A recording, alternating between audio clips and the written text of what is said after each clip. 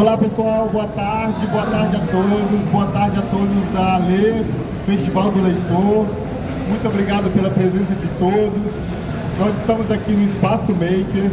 Eu sou o Thiago Araújo, sou aqui, trabalho e atuo junto à professora Viviane Japiaçu, que é curadora do Espaço Maker aqui na Ler 2024, e é uma honra contar com a sua visão, audiência, a sua participação, a sua interação e principalmente aqui a participação dos presentes aqui na nossa plateia. Muito obrigado a todos.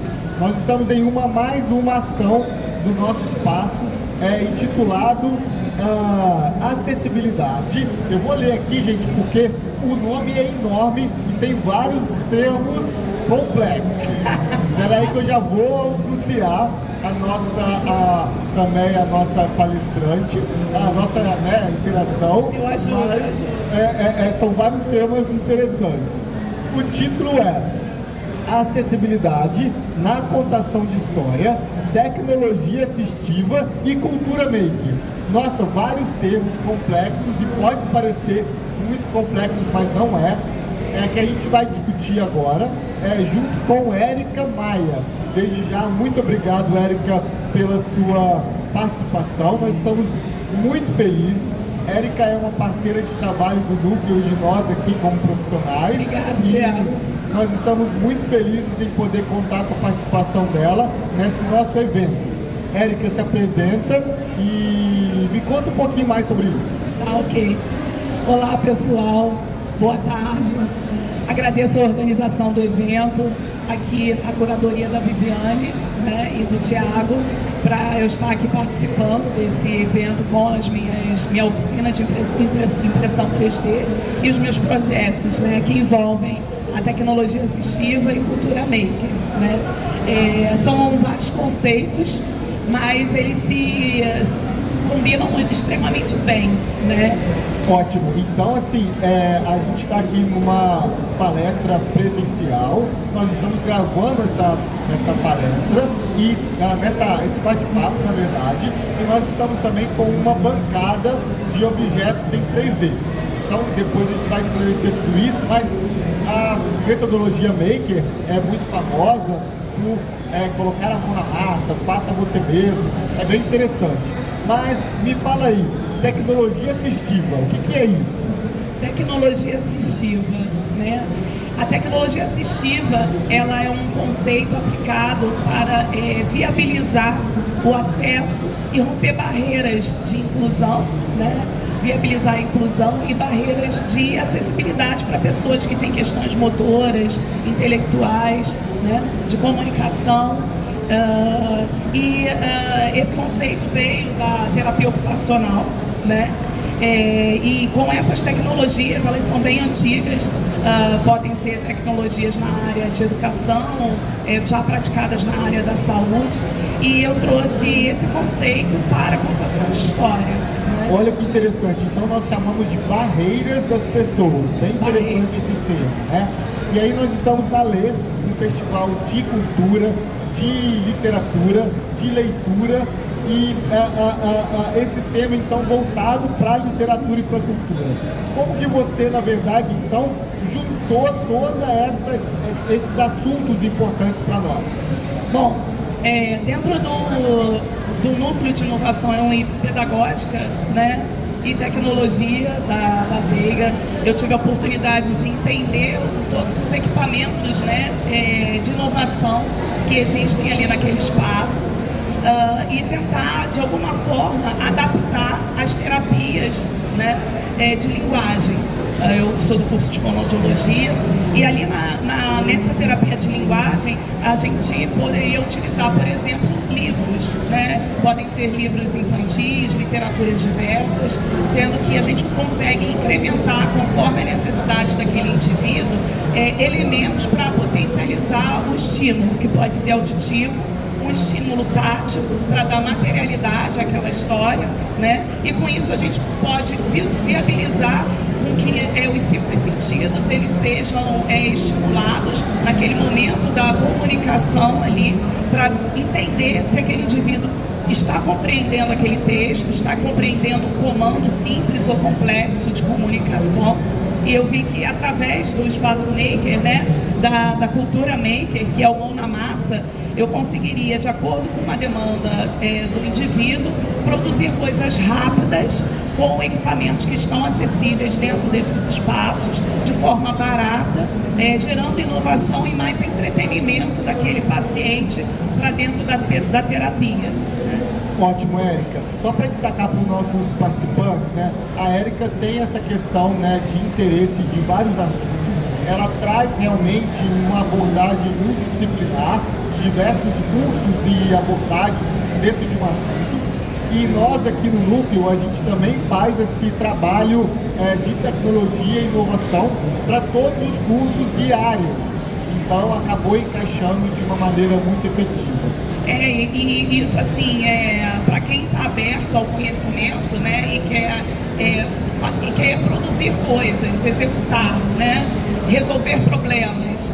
Problema da comunicação humana, né? Ah, mas depende muito de criatividade, né? Depende de criatividade, né? Precisa de criatividade. Exatamente. Então, uma pessoa que tem uma ideia, que ainda não colocou em prática, que acha impossível de fazer algo, com as técnicas necessárias, é importante e possível de colocar em prática. Sim, sim, até porque nesses espaços é como se fosse um hub de conexão de várias especialidades e profissionais e conhecedores de diferentes ambientes. Você tem um arquiteto, a galera da engenharia, a galera da saúde, né, de humanas, e com isso você consegue aperfeiçoar uma ideia criativa e materializar isso de forma que rompa barreiras, né, de acessibilidade, permitindo que pessoas, né, ou estudantes, ou indivíduos que têm alguma limitação possam ter acesso e oportunidades, né?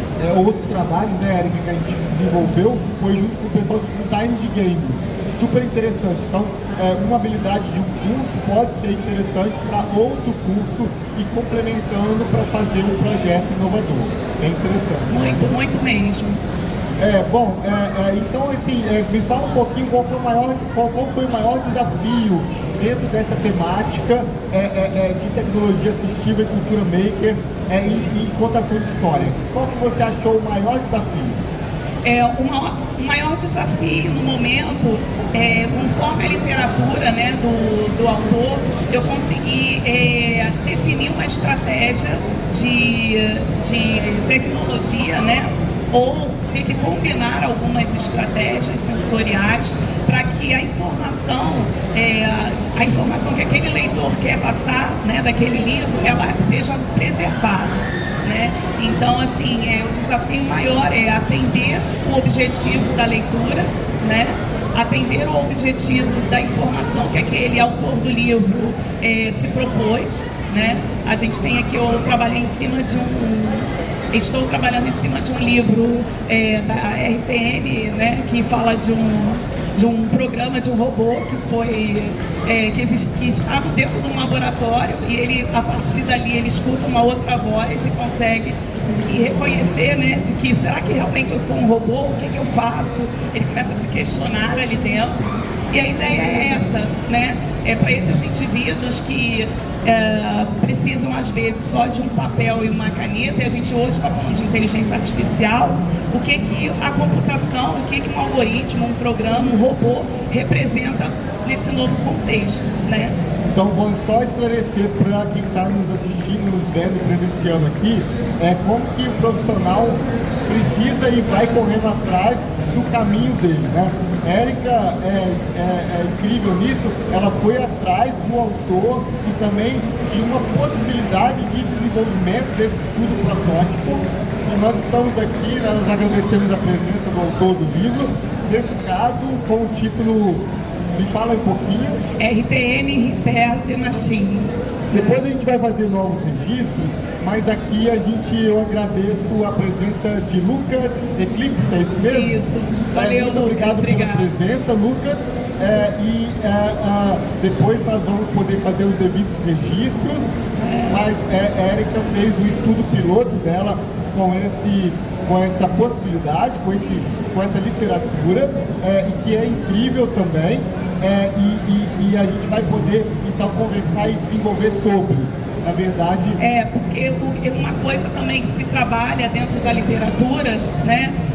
Falando de comunicação alternativa e aumentativa, a gente precisa saber o quanto de aumento que a gente precisa dar aos personagens para que aquele indivíduo, por exemplo, que tem uma questão motora, possa ter um momento de pega, né, e de tátil, percepção tátil daquele personagem e também da reprodução do estímulo auditivo. Não, peraí, tem muitos assuntos, muitas coisas na minha cabeça, você tem que ir com calma. Vou com calma, vamos lá. Tem um personagem no livro, e aí o personagem só existe no livro, e existe na nossa mente. E aí você fez a materialização desse personagem usando impressora 3D. Usando impressora 3D. Isso, exatamente. Mas modelando, como que foi a modelagem? Então, aí a gente precisa ter um conhecimento de design, né? Eu utilizei um formato Funko, que é um tipo de anime que usa formas geométricas, né, para representar um personagem de animação e que pode ser convertido numa impressão 3D. E nesse Funko aqui a gente coloca alguns elementos que identifiquem o personagem da leitura, da contação de história. Mas você não pode esquecer que você falou aí no meio do seu texto que tem uma questão de acessibilidade. Exato. O que precisa de ser acessível nesse personagem físico? Porque o que acontece? O processo de compreensão, né, de entendimento nosso, a gente ativa vários elementos sensoriais, não só a visão, né, pela ilustração aqui da contação, da literatura, mas tem pessoas que precisam ter o tátil, percepção tátil, né, que pode ser por uma escrita, não só pela representação visual, mas a escrita, por exemplo, uma percepção tátil e motora. E aí a gente utiliza essa representação do personagem para que a gente consiga, pelo signo, né, dar significância e significado àquela informação que está sendo oralizada. Pessoal, a Érica utilizou vários termos aderentes ao curso dela, né? Mas o que a gente precisa então entender é que o objeto precisa de ter um tamanho, exato, né, que você possa entender e tatear. Isso mesmo, isso. Desde miniaturas, né, a modelos maiores. Isso tudo a gente consegue com baixo custo, né, utilizando o potencial da impressão 3D. Você então produziu com esse conceito, né, essa perspectiva, essa possibilidade, né? Então vamos lá, mais uma vez, o personagem do livro foi materializado por esse processo, né? E foi com todo esse pensamento técnico de acessibilidade. Muito interessante, Érica. Parabéns mais uma vez. E obrigada. Você pretende fazer isso mais vezes? Como que é? Então, isso dá para ser reproduzido inúmeras vezes, porque a impressão 3D e o espaço Maker, ele viabiliza a criação de vários protótipos, né? E nesse momento eu estou testando o Braille, né? Então, assim, a gente pode pegar uma literatura, pegar um recorte do texto e transpor ele num braille que fica impresso em 3D.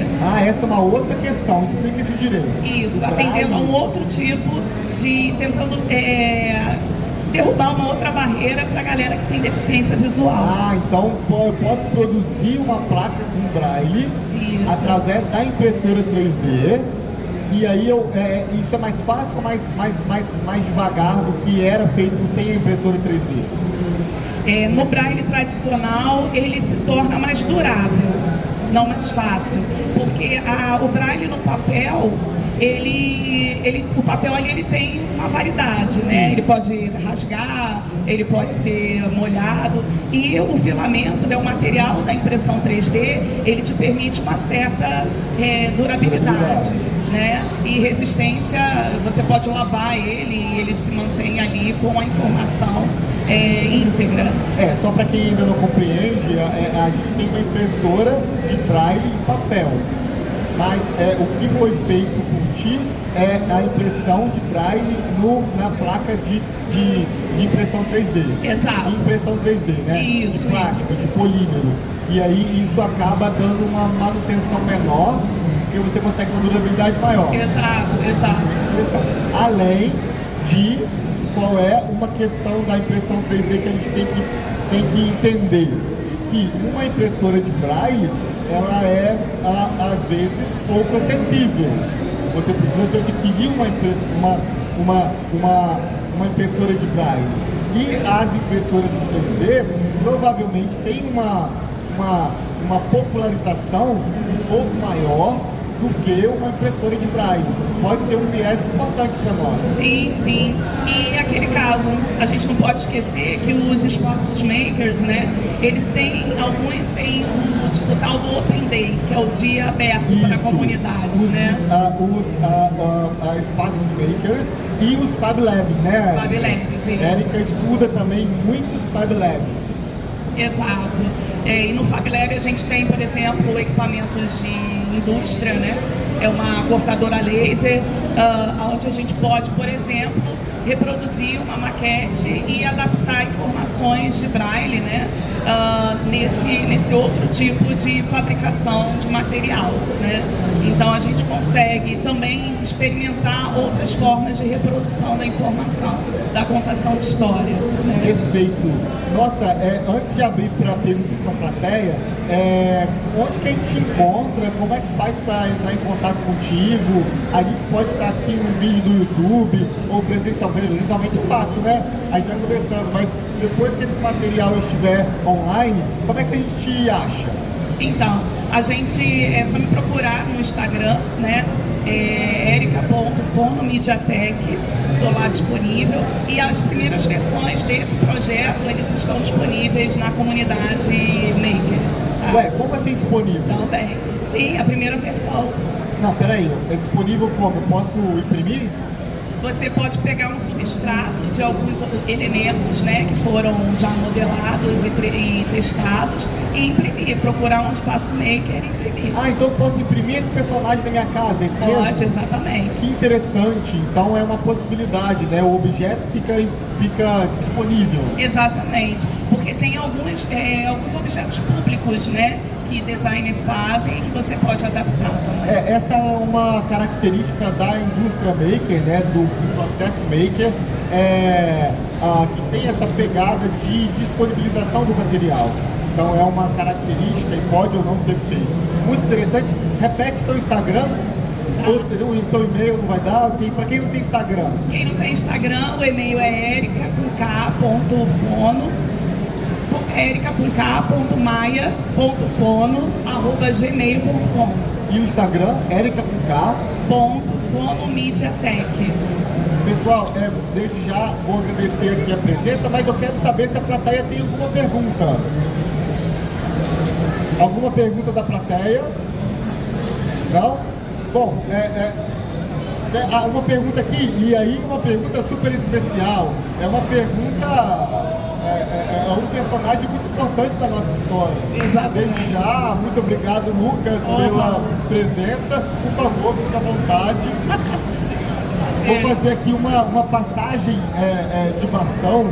Dá licença, pessoal. Lucas, fique à vontade para um bate-papo. Opa! Boa tarde, pessoal, tudo bem? Boa tarde. Queria agradecer primeiramente, né, a Érica pelo convite, ao pessoal aqui que está trabalhando com ela.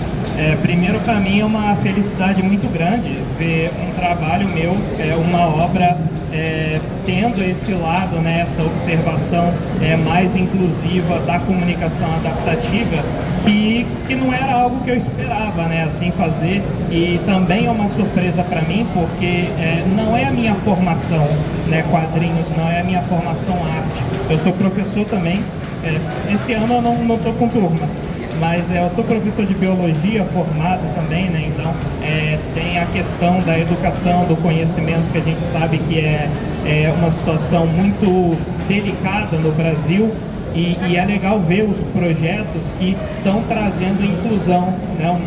E é uma inclusão que eu vejo pela proposta da Érica, que não é uma coisa tão simplista, né, no sentido de ser uns termos simples, ou então umas figuras desenhadas, está trazendo em 3D, né, as embalagens, as molduras, né?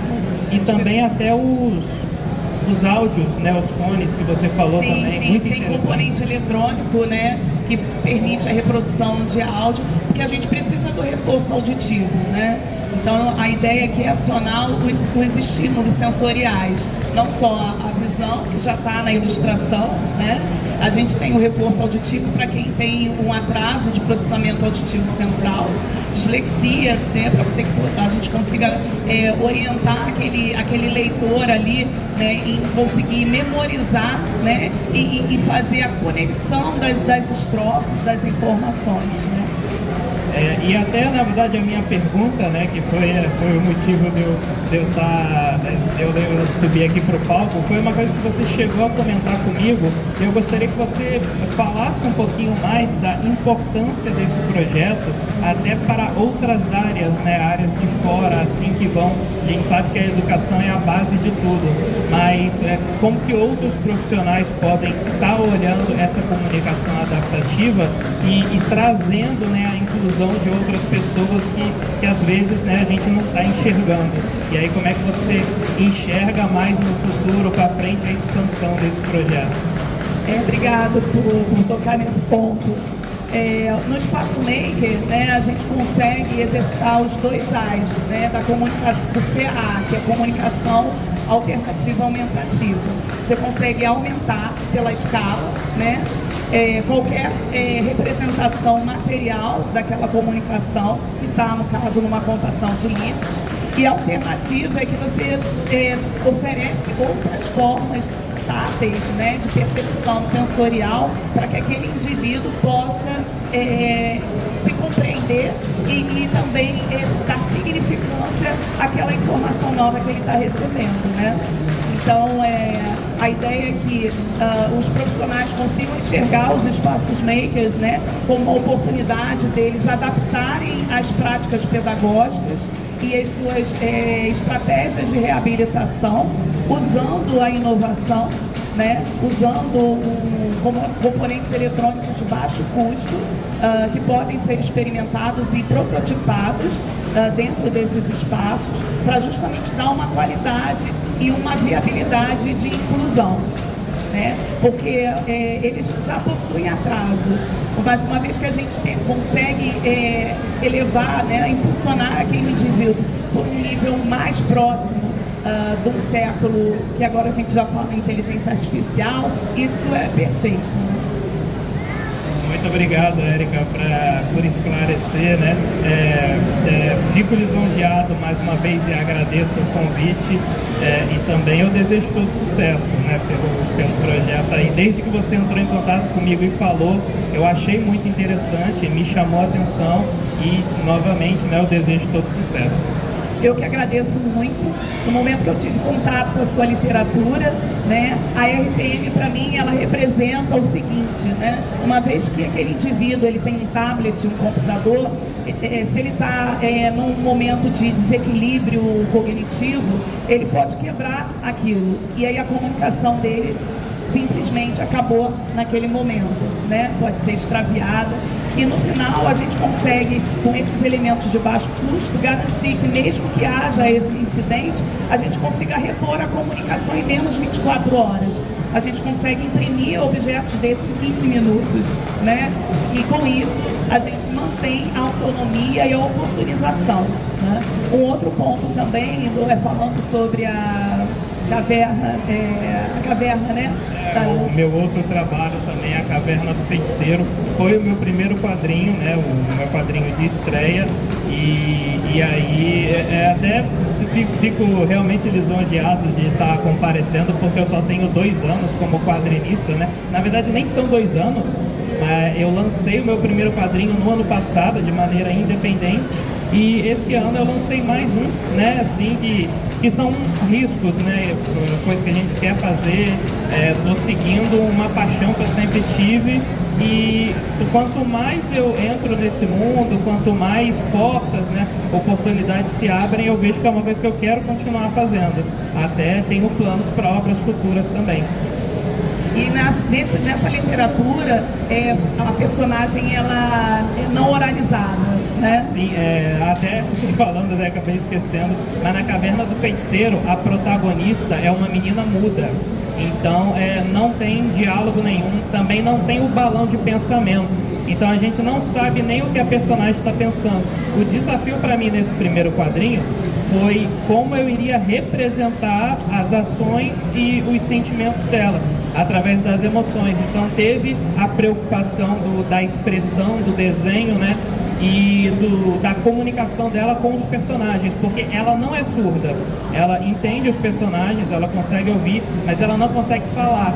E na história isso não é justificado, né? Qual foi a origem disso, se ela nasceu assim ou foi algum trauma, porque o foco na história é a jornada dessa personagem e dos demais numa caverna misteriosa, onde existe uma lenda sobre um feiticeiro que realizará qualquer desejo de quem conseguir encontrá-lo.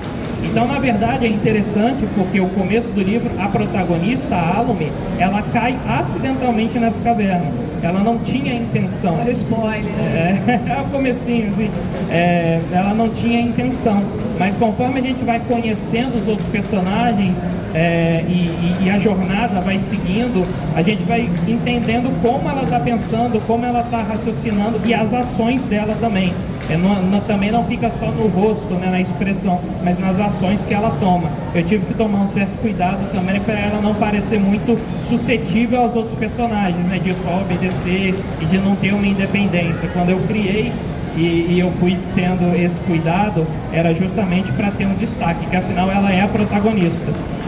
Tem até uma curiosidade, né, Alume é um nome, não chega a ser um nome, mas é um verbo francês que ele significa iluminar.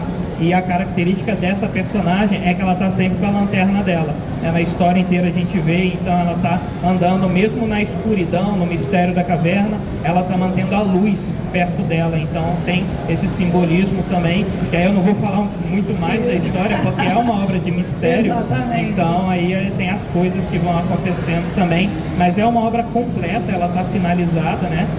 Eu gosto de pensar nesse quesito também. Os meus 2 quadrinhos são histórias fechadas, então a pessoa lê, ela já compreende tudo. E eu acho que até no próprio projeto assim, que a Érica está criando da inclusão, né, da leitura adaptativa, é bom ter histórias finalizadas, né, histórias com começo, meio e fim, porque traz para esse público também um entendimento total daquilo que eles estão consumindo. Isso.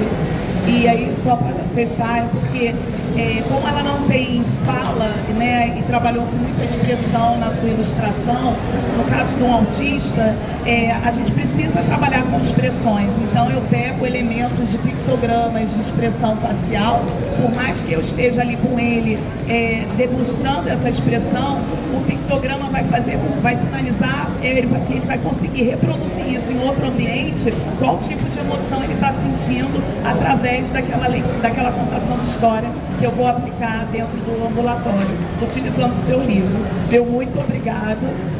A expansão, né, e as reflexões que você oportunizou para mim através do seu trabalho foram absurdas, e isso que a gente precisa, trazer qualidade e inovação para esses indivíduos, autistas, TDAH, T21, síndrome de Down, ou qualquer pessoa que tenha necessidade de desenvolver a aprendizagem e a comunicação. Muito obrigada. Ô Lucas, mas fala onde a gente te acha, onde estão os livros, seus dados, para que a gente possa depois ir atrás dos seus materiais, como que é? Sim, eu estou principalmente na rede social, no Instagram, né, é a rede que eu sou mais participativa. Eu tenho Facebook também, mas é quase que, estou com as duas ali, né, da Meta. A Instagram é l.eclipse, eclipse com K, né? De repente é até mais fácil de achar por aí. Se eu colocasse Lucas ia ter um monte, né? Muito parecido. Aí l.final eclipse, eclipse com K, é igual a Érica com K, aí eclipse com K. Os meus livros eles estão disponíveis para compra ainda diretamente comigo. Eu tenho um site que é o www.lucaseclipse.com. Nós estamos verificando isso na... Aí sou eu, né? O personagemzinho também, que eu acho que fica uma marca. Esse esse desenho é até antigo, eu tinha feito ele para um curso que eu estava fazendo, né? Um curso assim de transformar o desenho da pessoa, a pessoa num desenho, e aí acabou virando um mascotezinho, né? E até o meu site é esse aqui, lucaseclipse.com, e os meus quadrinhos ainda estão à venda. A Caverna do Feiticeiro, ele está quase esgotando. Tem menos de 30 unidades restantes, de 500 que foram vendidas, então, claro que para mim é uma sensação muito feliz de ver o primeiro quadrinho, né, o projeto ter esse sucesso. E a RTM ele já vendeu desde janeiro, né, que lançou também mais de 200 unidades. Então o interesse, né, ver que o pessoal está dando essa chance, conhecendo, é muito legal. E na verdade isso me anima até a produzir trabalhos futuros. Eu estou com um plano, né, eu falo assim porque não sei se vai dar, mas eu queria lançar um terceiro quadrinho esse ano ainda. Já está em produção, mas uma produção assim, devagar, vamos ver, porque ele deve ter o mesmo tamanho que a Caverna do Feiticeiro, deve ser 180 páginas. Uau, nossa, é bastante! Sim, é porque eu sempre gostei de criar história, sempre gostei de desenhar, mas o rumo da minha vida foi me levando a outros caminhos, né? Professor de biologia, faculdades, estágios. Então, uma época assim, eu acabei abandonando os desenhos, abandonando a arte, mas eu sempre fui muito de pesquisar coisa de escrita, de pesquisar livros sobre roteiros, sobre filmes. Eu não sou muito cinéfilo, mas eu estudo os roteiros de filmes para aplicar isso na literatura e aplicar isso nos roteiros dos quadrinhos. Que assim, é a base de tudo, é a educação. E a educação você vai pegando como é que você monta a expressão de uma personagem, ou o ângulo do desenho que você vai fazer, como se fosse um ângulo de câmera, ou até algumas ilustrações soltas mesmo. Tem uma ilustração que tem os símbolos ali e a pessoa vai vendo, né, o que esses símbolos representam, o que isso traz para a pessoa. É um interpretativo também.